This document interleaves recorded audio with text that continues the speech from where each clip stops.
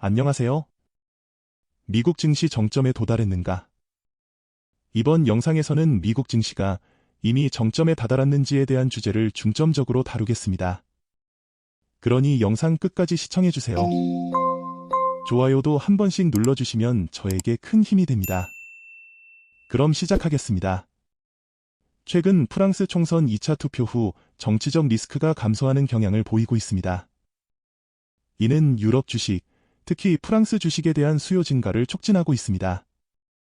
프랑스와 독일 국채 간 스프레드의 급격한 축소는 유럽 시장에서 리스크에 대한 관심 증대에 기여하고 있습니다. 또한 유럽 시장에서 큰 가격 변동이 발생하고 있지만 유로가 달러에 대해 상승하는 추세를 유지하는 한 유럽 주식이 머지않아 놀라운 성과를 보일 수 있습니다.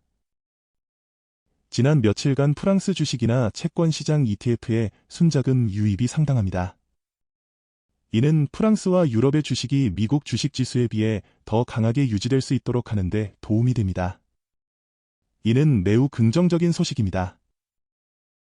중국 증시는 약간의 하락을 보이고 있습니다. 일본에서는 일본 주식 지수가 3월 이전의 최고점을 크게 넘어서며 명확한 상승 추세를 이어가고 있습니다. 투자자들이 엔저 현상을 이용하여 일본에서 저금리 엔화를 빌리고 고금리의 다른 통화를 사서 이자 차익을 얻는 캐리 트레이드 전략을 쓰고 있는데 이로 인해 더욱 주가 상승세를 견인하고 있습니다. 주식 지수와 엔화의 움직임 간의 시너지와 병행하여 글로벌 경제에서 리스크가 높아지고 있는 경향이 함께 고려될 때 주식 지수가 계속해서 상승할 가능성이 높습니다. 이는 전 세계 다른 시장에서 관찰되는 패턴이나 현상과 일치합니다. 7월 8일, 미국 증시는 대체로 변동성이 낮았으며 주로 상승하는 경향에 집중했습니다. 오늘 증시에서도 비슷한 흐름을 기대할 수 있을 것 같습니다. 특히 7월 11일까지 주요 경제 데이터 발표가 없으며 소비자 물가 인플레이션 데이터 발표 전까지는 시장이 안정적으로 유지될 것으로 예상됩니다. 이 데이터는 미국의 향후 금리 변동에 대한 기대에 중대한 영향을 미칠 수 있습니다. 예상컨대 시장은 이 중요한 사건들을 기다리며 변동성이 적으면서도 고점 근처에서 안정적으로 움직일 것으로 보입니다. 자, 그러면 증시가 이미 정점에 도달했을까요? 라는 질문에 답변을 해보겠습니다. 나스닥 지수와 S&P 500 지수를 비교하는 이 차트를 보면 현재 시점에서 나스닥이나 S&P 500 지수가 정점 수준에 접근하고 있지 않음을 명확히 보여줍니다. 이 관점을 분석하는 지표들을 살펴보면 시장이 정점에 가까워지고 있다는 증거가 없기 때문에 주식시장의 상승이 계속될 것으로 예상됩니다. 향후 12개월 동안의 미래 수익에 대한 예측은 2020년의 정점 수준에는 아직 도달하지 않았음을 보여줍니다. 주식시장의 평가는 기업의 실적과 특히 S&P 500 지수와 뚜렷한 상관관계가 있다는 것에 주목할 가치가 있습니다. 이는 주식지수의 상승이 기업 실적의 개선을 반영하고 있음을 시사하며 이는 시장에서 투기 거품이 존재한다는 주장과 배치됩니다. 따라서 현재의 상승 추세는 기본적으로 타당하다는 것을 의미합니다. 미국 기업의 실적 발표 시즌이 다가오고 있으며 시장 투자자들은 2분기 주당이익이 전년 동기 대비 약 9% 증가할 것으로 예상하고 있습니다. 이러한 이익 성장 추세가 앞으로 몇 달 동안 더 강화될 것으로 예상되며 이는 주식시장에서의 추가 상승의 기초가 됩니다. 따라서 현재로서는 기업들이 실적을 달성하지 못하고 주가 하락을 유발할 것이라고 주장할 근거가 아직 없습니다. 시티그룹은 미국 기업들의 잠재적인 향후 수익에 관한 연구를 진행 중이며 이 분기에 미국 기업들의 수익이 상당히 증가할 것으로 예상하고 있습니다. 이는 주식시장에 대한 긍정적인 태도에 추가적인 영향을 미칠 것입니다. 이 통계를 보면 7월은 S&P 500 지수에 투자하기 가장 좋은 달인 것을 알 수 있습니다. 특히 7월 중반까지요. 지난 100년 동안 7월 1일부터 15일까지의 S&P 500 지수가 70%의 경우에서 평균 약 1.5% 상승하는 경향을 보였습니다. 현재 우리는 이미 S&P 500 지수에서 유사한 상승을 경험했지만 지수는 계속해서 상승하려는 듯한 모습을 보입니다. 이 값은 상승장을 기대하는 투자자들에게 아주 유리한데요. 특히 1월부터 4월 중후반까지 그리고 11월 초부터 12월 말까지의 기간에도 기대해 볼 수 있습니다. 한편 9월은 일반적으로 주식시장에서 투자하기에 가장 나쁜 달로 하락 경향이 있습니다. 그렇다면 올해 2024년에도 이러한 패턴이 반복될지 한번 지켜보도록 하겠습니다.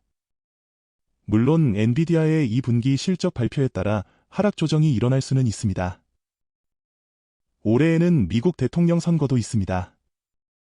1950년부터의 역사는 대통령 선거 연도에 S&P 500 지수의 움직임이 다른 것을 보여줍니다.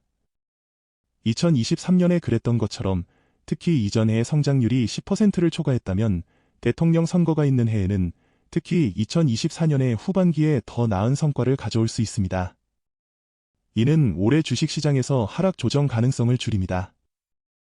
특히 8월 20일부터 9월 말까지 하락이 없다면 올해 전체가 주식시장 투자에 매우 유리할 수 있습니다.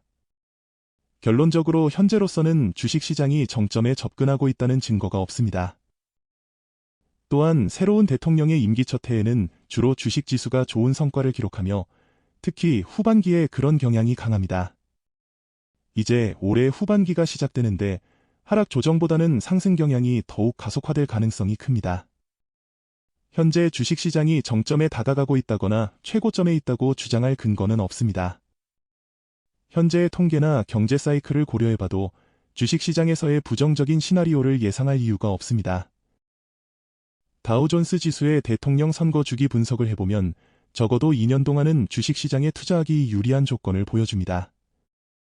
1897년부터의 역사적 데이터에 따르면 2024년을 포함해서 4로 끝나는 연도들, 그리고 그 후속 연도들인 5와 6으로 끝나는 연도들은 전통적으로 주식시장에서 투자자들에게 유리한 시기입니다. 따라서 장기적인 통계와 대선 주기를 고려해봐서도 주식시장이 정점에 다가가고 있다고 주장할 근거가 없는 것입니다. 저는 주식시장 지수가 계속해서 상승할 가능성이 50% 이상이라고 생각합니다.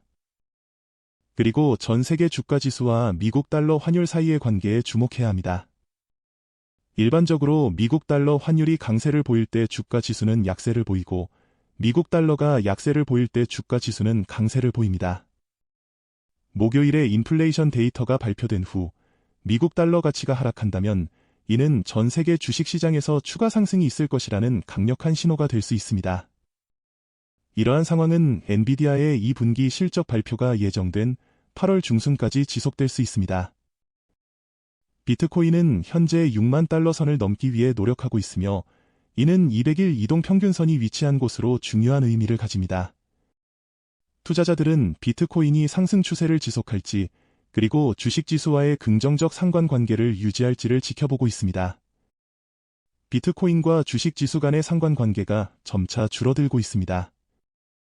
6월 초에는 강했지만 현재는 암호화폐 시장의 특정 구조적 이유로 인해 감소하고 있습니다. 그러나 이 상관관계가 앞으로 다시 나타날 수 있다는 믿음이 있으며 이는 주식시장의 중요한 지표가 될 수 있는데 여기에는 비트코인을 중심으로 한 암호화폐 시장도 포함됩니다.